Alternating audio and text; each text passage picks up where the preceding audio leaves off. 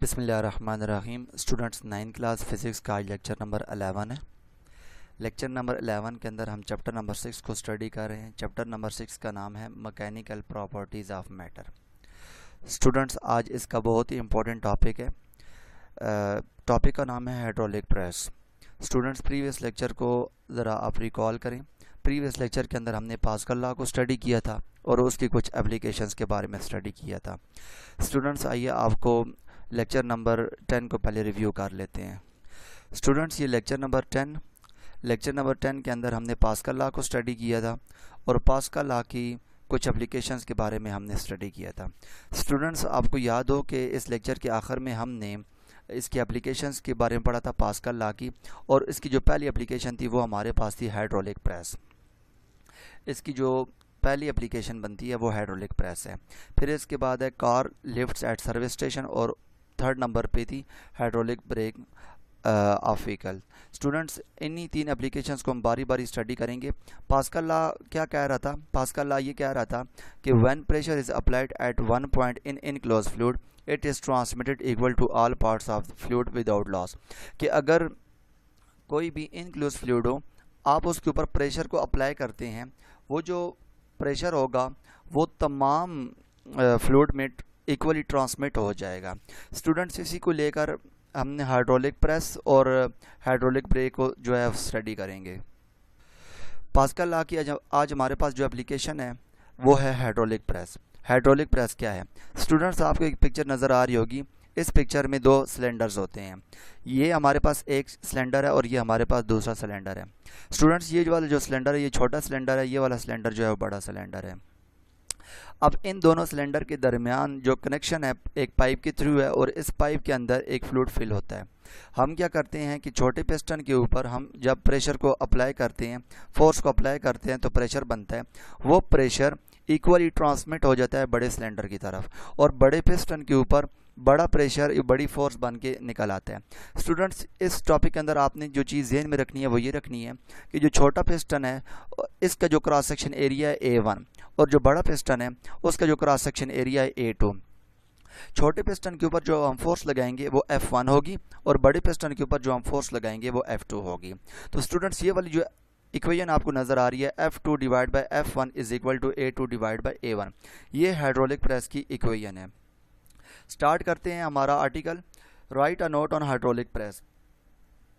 In this container there are two cylinders. Students यहाँ पे हमारे पास दो सिलेंडर्स होंगे joint by mean of the pipe. The cross section area of the smaller cylinder is A1। हमारे पास एक छोटा सिलेंडर होगा, उसका क्रॉस सेक्शन एरिया A1 होगा, and the larger is A2। और जो बड़ा सिलेंडर होगा उसका बड़ा जो पिस्टन होगा उसका जो क्रॉस सेक्शन एरिया होगा वो A2 होगा। अब हमारे पास दो सिलेंडर हैं, एक छोटा सिलेंडर है, एक बड़ा सिलेंडर है। छोटे सिलेंडर में जो पिस्टन है वो A1 है, और बड़े सिलेंडर में जो पिस्टन है वो A2 है। The cylinder are filled with some incompressible fluid. Fluid जो होगा वो यहाँ पे इनकम्प्रेसिबल होगा। Suppose the small piston is pressed down by applying F1। हम क्या करेंगे? F1 अप्लाई करेंगे स्मॉल पिस्टन के ऊपर, तो हमारे पास क्या बनेगा? The pressure P is equal to F divide by A1। Students आपको पता है कि प्रेशर को क्रिएट करने के लिए, प्रेशर को एग्जर्ट करने के लिए हमें दो चीज़ों का पता होना ज़रूरी है, एक F और एक एरिया। अगर ये दोनों चीज़ें हमारे पास हैं तो प्रेशर इजीली एग्जर्ट हो सकता है। Produce by a small piston transmitted equally. ये जो पहले सिलेंडर के ऊपर या पहले पिस्टन के ऊपर जो प्रेशर बनेगा वो वाला प्रेशर इक्वली ट्रांसमिट हो जाएगा नेक्स्ट सिलेंडर के ऊपर according to Pascal law. Pascal law यही कहता था कि अगर किसी एक पॉइंट के ऊपर आप प्रेशर को लगाते हैं तो वो प्रेशर इक्वली ट्रांसमिट हो जाएगा पूरे फ्लूइड के ऊपर। To the large piston due to pressure P and force F2 will act on A2 which is given by F2 is equal to PA2। Students यहाँ पर हमारे पास दो सिलेंडर हैं, दो पिस्टन है, दो क्रॉस सेक्शन एरिया है और दो फोर्सेस हैं।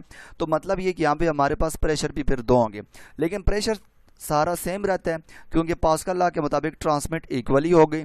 जो प्रेशर छोटे सिलेंडर पे है उतना ही प्रेशर बड़े सिलेंडर की तरफ होगा। तो जो पहले सिलेंडर के ऊपर जो फोर्स लगेगी वो F1 है, वो फोर्स किसके बराबर होगी? F1 is equal to PA1, और दूसरी जो सिलेंडर पे जो फोर्स होगी वो F2 is equal to PA2 होगी। स्टूडेंट्स की डेरिवेशन की तरफ जाते हैं। ये हमारे पास इक्वेशन नंबर 1 है और ये हमारे पास इक्वेशन नंबर 2 है। ये जो आपको डायग्राम नज़र आ रही है ये पास्कल हाइड्रोलिक प्रेस की डायग्राम है और इसके अंदर पास्कल लॉ बहुत इजीली अप्लाई हो रहा है। अब ये हमारे पास छोटा सिलेंडर है और ये हमारे पास बड़ा सिलेंडर है।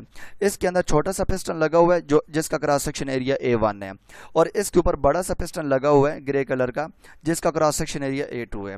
हम क्या करते हैं, छोटे पिस्टन के ऊपर F1 लगाते हैं तो वो यहाँ से प्रेस हो जाती है और बड़े पिस्टन के ऊपर F2 आती है।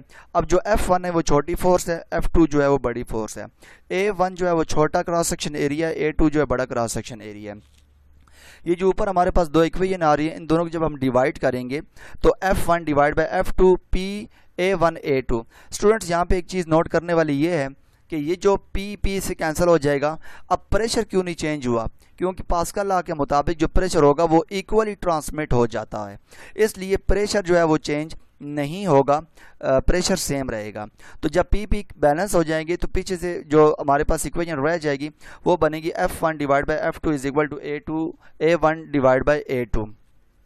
अब यहाँ से आप रीअरेंज करके F2 की वैल्यू निकाल सकते हैं। F2 is equal to A2 divide by A1 multiply by A1। Students ये जो लास्ट में चीज़ लिखी हुई है ये चीज़ ये कहती है कि हमारे पास A2 is greater than A1 और F2 is much greater than F1। A2 क्या है, A2 हमारे पास बड़ा पिस्टन है और A1 क्या है, हमारे पास छोटे पिस्टन का क्रॉस सेक्शन एरिया है। तो बड़ा पिस्टन डेफिनेटली बहुत बड़ा है, इसका क्रॉस सेक्शन एरिया भी बहुत बड़ा है A1 के निस्बत, और इसी तरह से जो F2 है वो भी बहुत बड़ी फोर्स होगी एज़ कम्पेयर टू F1। तो स्टूडेंट्स ये था हमारा लेक्चर नंबर 11 के अंदर हमने हाइड्रोलिक प्रेस के बारे में स्टडी किया। बुक में चेक करते हैं कि ये चीज़ कहाँ पर लिखी हुई है। स्टूडेंट्स जब आप बुक का पेज नंबर 139 पे आएंगे, 140 पे आएंगे तो 140 के टॉप पे हाइड्रोलिक प्रेस का टॉपिक है और ये जो सारी चीज़ें मैंने एक्सप्लेन की हैं वो बुक के इस पोर्शन पे सारी लिखी हुई हैं। ये सारी चीज़ें आपने याद करनी। ये इसकी डायग्राम है, इस डायग्राम को मैं दोबारा रिकॉल करा देता हूँ। ये हमारे पास दो पिस्टन है, ये हमारे पास A1 है, ये हमारे पास A2 है, ये हमारे पास F1 है, ये हमारे पास F2 है और A1 और A2 एक पाइप के ज़रिए से कनेक्टेड होते हैं और पाइप के अंदर सारे का सारा लिक्विड जो है वो फिल हुआ होता है।